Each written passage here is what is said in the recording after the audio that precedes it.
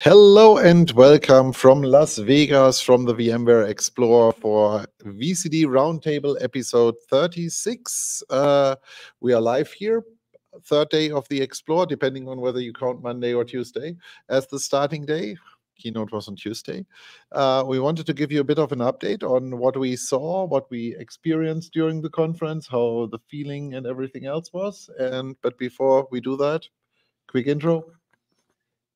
Here, Sasha, welcome from Vegas, from our customer briefing center. Hello, Matthias, also welcome from Vegas. Hello, Toby here as well, also welcome from Vegas.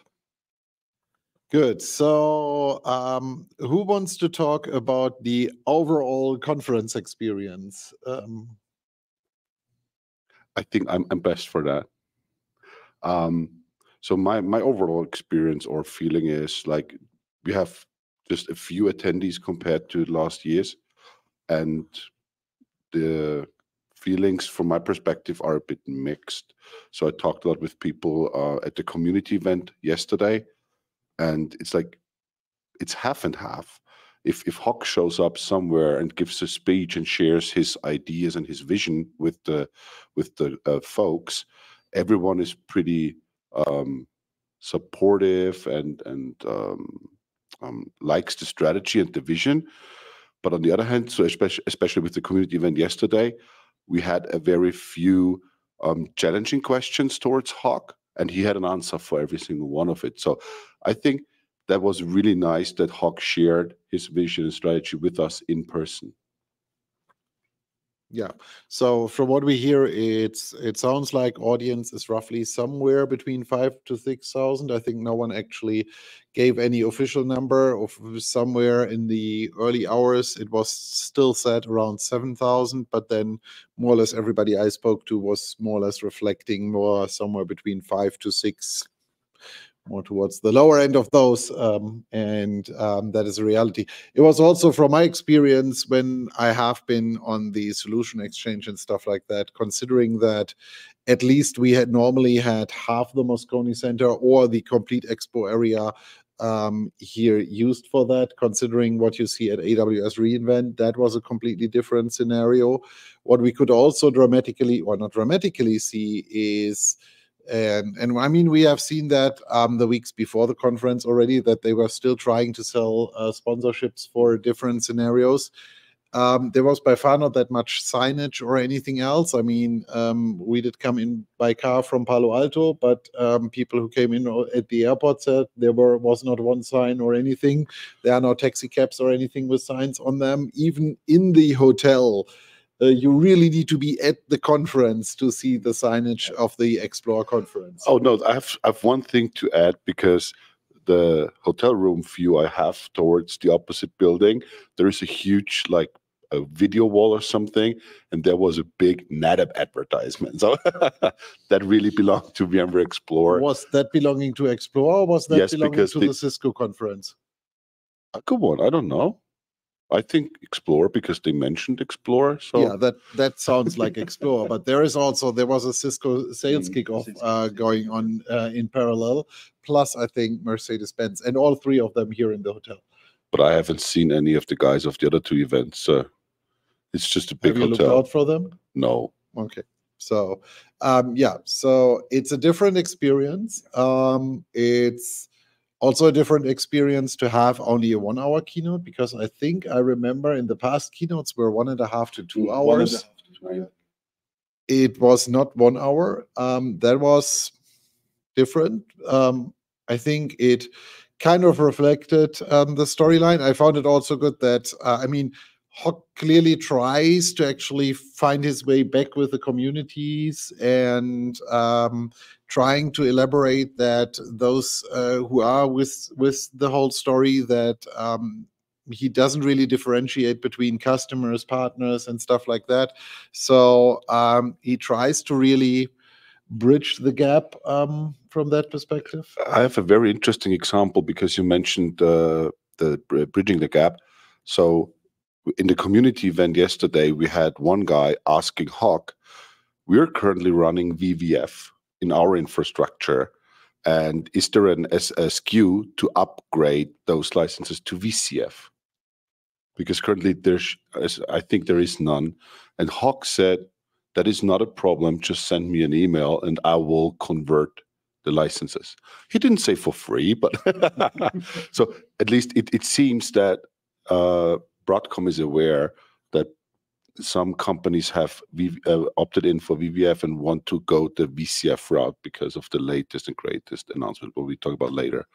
And secondly, the airport, because we came in by plane, I agree. So the airport, Vegas airport, looked like Vegas airport. That's it. Yeah, no advertisement, no signs. I know it was Tuesday, but was still, Tuesday already. It was just for the housing officially began on Thursday, Friday. So we were Friday. We were just 2 or 3 days earlier. So nothing directed, guided to VMware Explore. That was weird. Yeah, absolutely. Also, on the story you mentioned before, what's also quite interesting is to really get now the feeling what has happened in the last 6 to 9 months. On the partner meeting, clearly mentioned that VMware had 9,000 SKUs related to what we know now as VCF, and they brought it down to 4. So this is quite something which was amazing to see how the whole license stuff has been stripped off and made it much easier. Still, they are working on it, but also there was the clear commitment. If you now have problems, please reach out to us. We will solve it now. And I mean, I was on the, we are a long-standing partner on the executive advisory board, and that meeting actually more or less started off with Broadcom, clearly agreeing that the last couple of months were not necessarily ideal, not necessarily as they planned them to be. But as Toby said, it's like what we are talking about is a complete transition which happened here. It's basically the complete transition, whether it was changing the partner program, changing the ERP system, changing the SKU numbering, changing all of that. Was it painful? I think that was what every partner agreed on. Are there still challenges with it? Yes. But you need to think about the size of it. And one example which I made in the last couple of months is quite a few times is what you need to bring to your mind is this had a massive cost for Broadcom. Or, I mean, in the long run, it's going to be working pretty well. But considering that you have a company which has 10 billion in revenue, and you more or less at least shut it down for several months, everybody can do the math by themselves. And they took that and still actually keep moving on with it. And I think so overall, we will get there. It was an interesting discussion also there from a partner perspective. The discussions in many areas were very positive. I mean, there were smaller issues here and there still being worked on, but I think overall we are making progress. But Sasha, you were at the service provider event. Yeah, so on the advisory board for the service providers, it was interesting. So they showed all what happens in the last months. They really clear that please update your usage meter, run your usage meters, change to the new licenses. That's very important. And try to get as soon as possible to VCF. So yeah. I think the is there an official end date for the old licenses when you need to have migrated them? So what we got from many service providers who doesn't join a Premier or Pinnacle partner, it was really clear they have a new end date of end of September. Yeah, which is this year. Which is exactly what I heard as well. It's like all license keys need to be changed by end of September. Anything else might cause all kinds of other systems to kick off and actually report back. So this is finally forming the new model.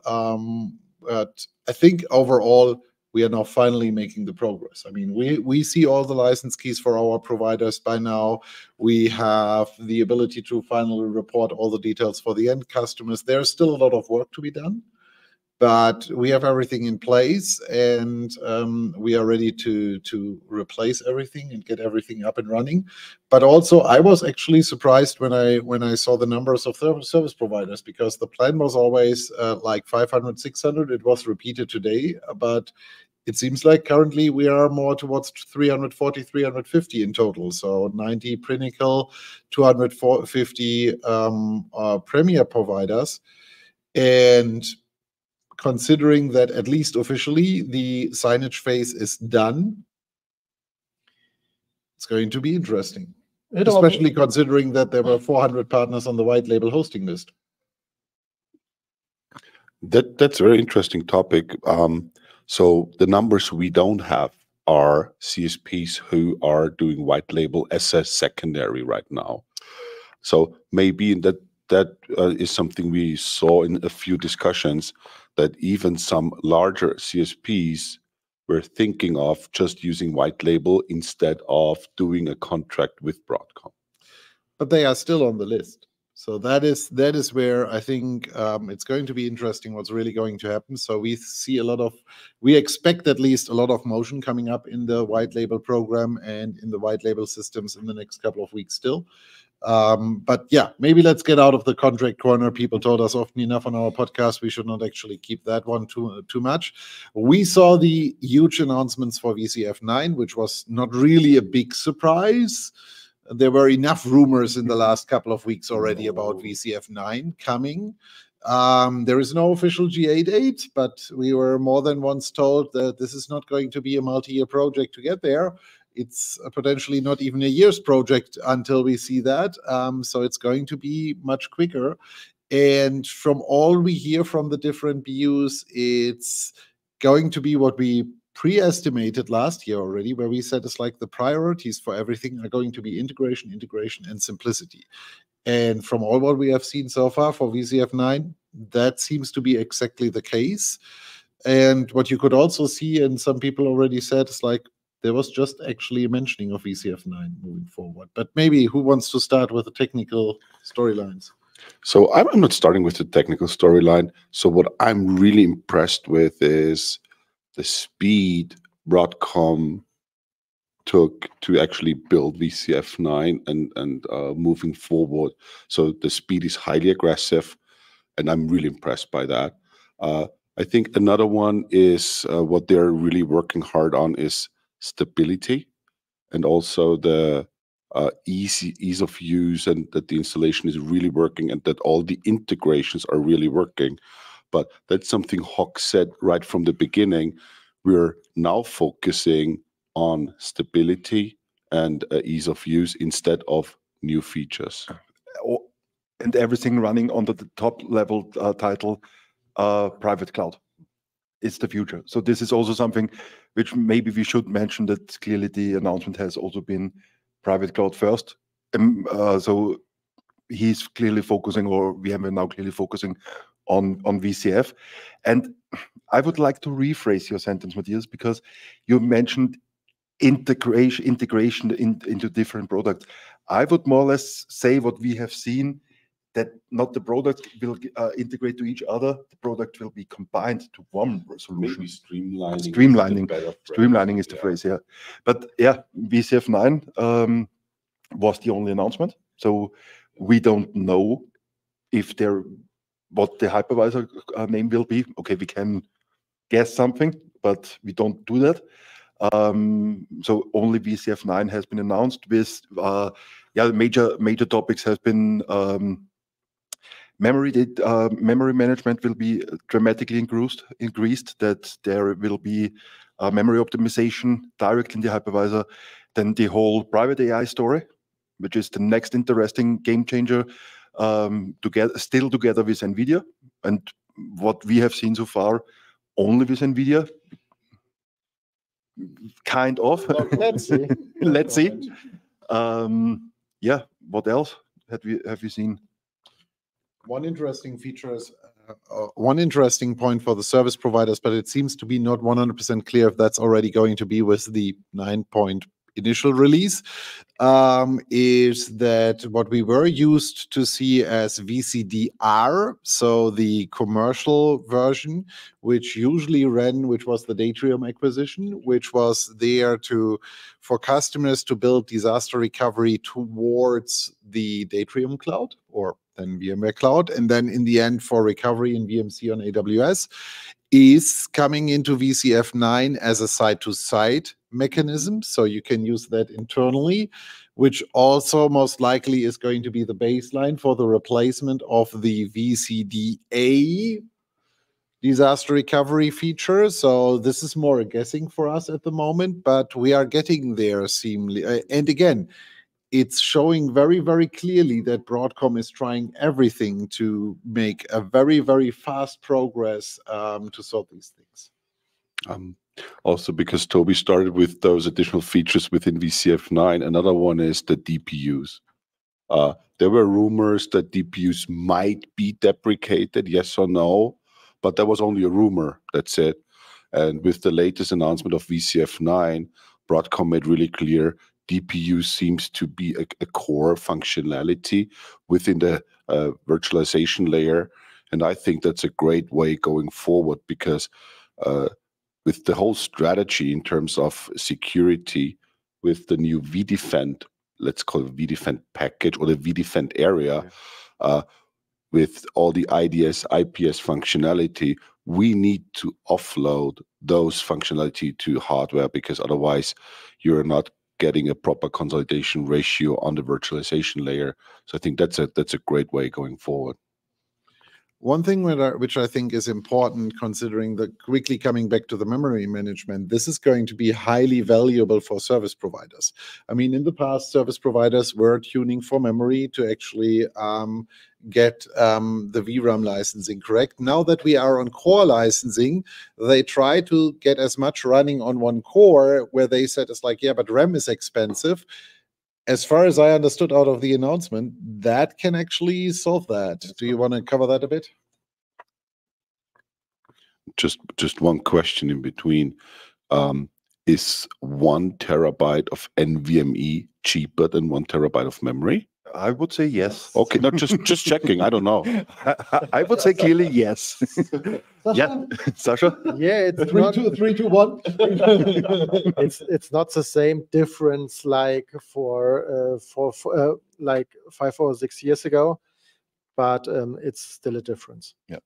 From a quick technical perspective, so what we know so far, to be honest, at the end, the ESXi will get the capability to look into the VM, figuring out, hey, okay, what amount of memory is really highly utilized, which needs still to stay in the physical RAM of my server. Hey, okay, but there is a load of memory which is not utilized and only has a slow change rate. Then he will offload them directly into NVMe. Firstly, mainly into locally attached NVMe, but in the long run also to shared NVMe. And that's not the same as swapping. And that's not the same as swapping. That's the most important part. This is not the same as swapping. Yeah. Another interesting part I saw was the data services. So announcement of what are the future of this data services. So in the past, we had these 2 options. We can run it with a virtual machine, or we can run it in containers. And so for the future, it looks like it will be completely moved then to run in virtual machines. So you can use it more or less for free without support. And if you want to have support for the databases, you need to buy the add-on of the AI license. So that's important to know. But with DSM, there was a limitation with DSM in the past if you run on vSAN. Like you needed dedicated disks. No, you need the special vSAN option. Which is gone with ESA. Okay, that's an important information. You were referring to vSAN Direct. Thank you, sir. Yeah, that's and vSAN Direct is gone with ESA. Yeah. So this is something which is DSM, great future, but vSAN ESA only if you run on vSAN. Yeah, and talking about vSAN, deduplication will be available on vSAN as well. And now not ESA. ESA, vSAN ESA as well. but now not only on an per host phase, but really on the whole ESA cluster, which is quite interesting because now we really can talk about deduplication and not what we know from the past. Let's call it that way. Yeah, and a second announcement has been also done. Tanzu 10 is announced. Yeah, but also it was a quick and short announcement. Tanzu 10 is here. That's it. I think it's when you look at it from that perspective, it seems like Explore is really a VCF conference primarily. It's also when you saw the other events and everything surrounding it. Yes, there were certain other scenarios going on. There were a few Tanzu events and stuff like that. But overall, it's a VCF conference. I mean, in the past, Explore or VMworld was also primarily a vSphere conference, but they tried to push more. It felt like everywhere it's like it's VCF, it's VCF. Even the Formula One event, which we attended yesterday evening, which was basically because Hock was there an hour or an hour and a half. So, and Krish and a bunch of other executives were there for a pretty long time period. So that actually showed that that was more or less the closing event for them from the evening. But even that event, which would have easily been possible to run that across different divisions, was only VCF. All signage, everything, VCF only. So I think we will see different scenarios, but maybe in the future it could also be that Tanzu is actually more going to be on KubeCon and not so much here anymore. Omnissa wasn't here, but that was clear from a couple of weeks back when I did the interview with Shankar already. And one thing to add, because what still has been there and also was in the keynote, but still there is, let's call it a way to integrate all of the divisions. So especially the story Chris McCain presented on the session, saying, hey, okay, I have the customer requirements. Yes, the core layer is VCF. That's not something you can discuss, but then you add vDefend, you add Tanzu, you add Estevan. So still there is, yeah, let's call it a kind of integration between those divisions. But at the end, yeah, this I would say also Explore is more a VCF event now. But honestly, so during the keynote, Hock announced the move of operations towards VCF or log. No, it's called Operations for Logs. That's the name. Operations for Log towards the VCF. We have the automation part being moved, so the whole ARIA suite, but it's now vRealize suite again, or whatever, is moved into VCF by the means of integration into a single pane of glass. And I think that's one of the major topics within VCF 9, reduce the consoles you have for management of the infrastructure, make it easier. But again, that was a customer requirement for many, many, many years. And so what you can also see out of this, as much as people in the outside world keep telling is like, oh, Broadcom is not interested in customers. They are just trying to make fast money and everything else. You would not need to make such a dramatic change on the VMware product if you just were after maintaining the customer base and collecting the money. This is clearly showing that they have a future vision. And I mean, we had dinner with several people we know for many, many years within VMware.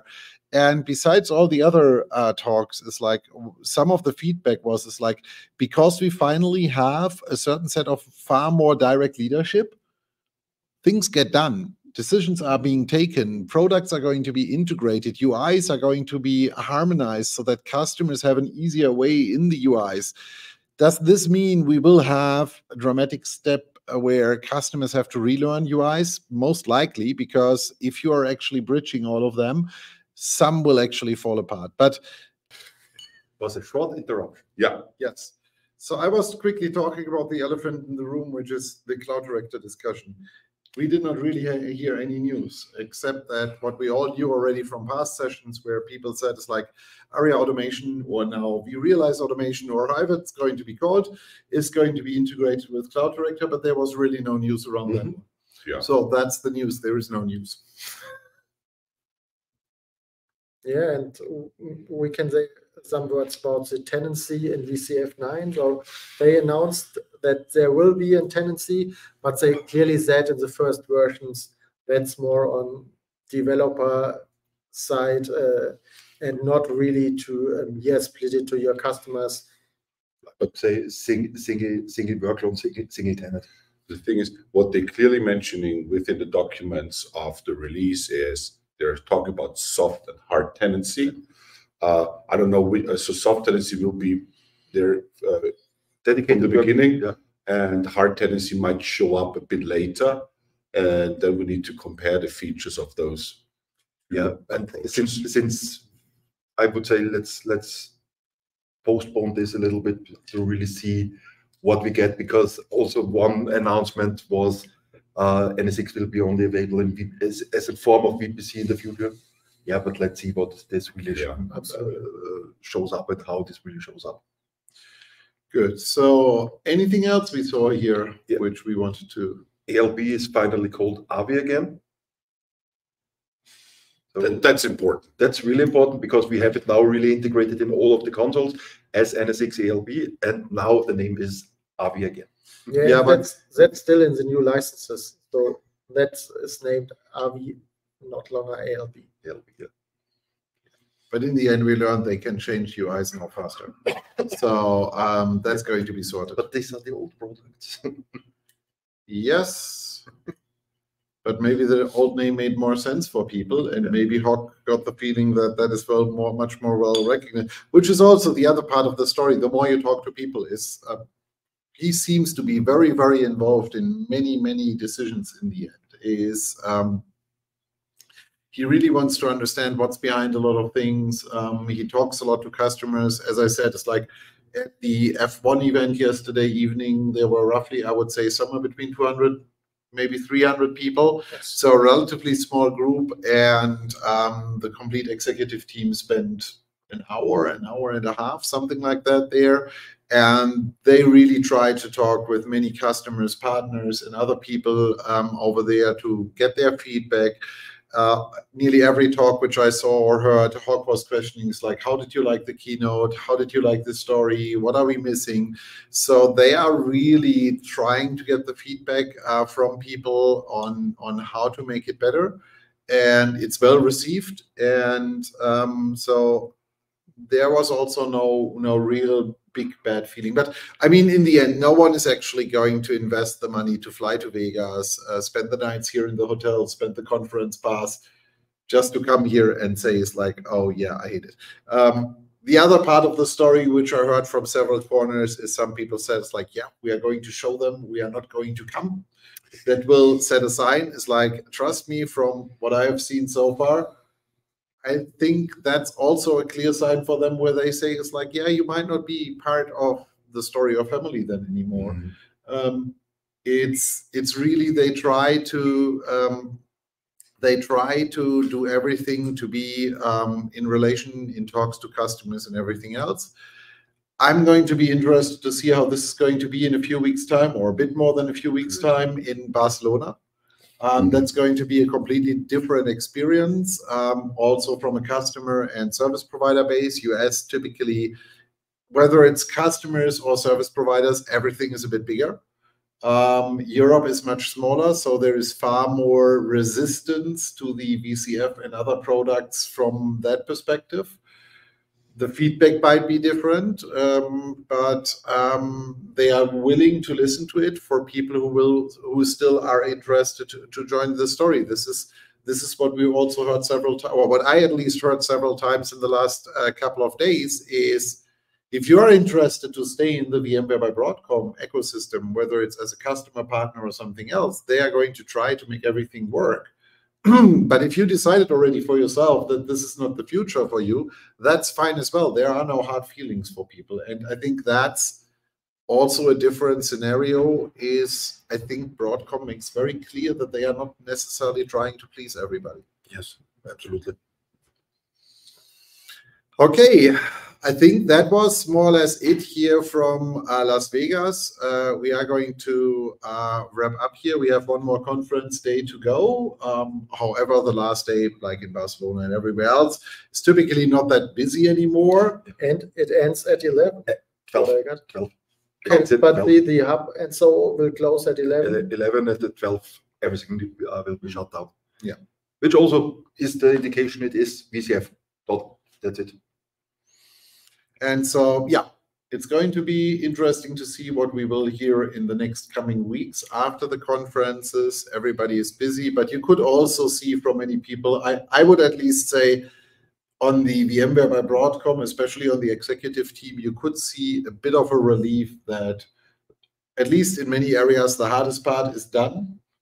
They knew that they would get beaten up for a few things out of it during the conference. That went pretty good. Actually, it was a communication for them back, but it went pretty well. And now everybody is there to really move ahead and actually get it on. And also there, since Hawk really, especially at the partner general keynote, Hawk really came to stage and said, hey, we know we did something wrong in the past, and I would really like to say, hey, it was our fault, which also was amazing to see. Good. So with that being said, I would say goodbye from Las Vegas. Bye. Bye. Goodbye. And see you all again from wherever we are next.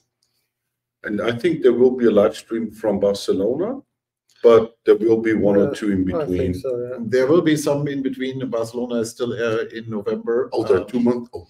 But still, if you would like to join in Barcelona, reach out to us. Yeah, Let's so call it that way. that we can plan it, because in Barcelona we will not have a complete studio and everything like what we had here, but we will make something happen. We are also working on some other events and things around Barcelona, so stay tuned. There will be informations coming and flowing. And then in the meantime, we are going to keep you posted in the next couple of weeks what's going to happen. We are also going to continue our VMware by Broadcom series. Sasha and I are going to actually go out and do some more videos later today, which are going to be released in the next couple of days with some more details and scenarios for that. So see you all again on the next episode. Bye-bye. See you. Take Bye. care.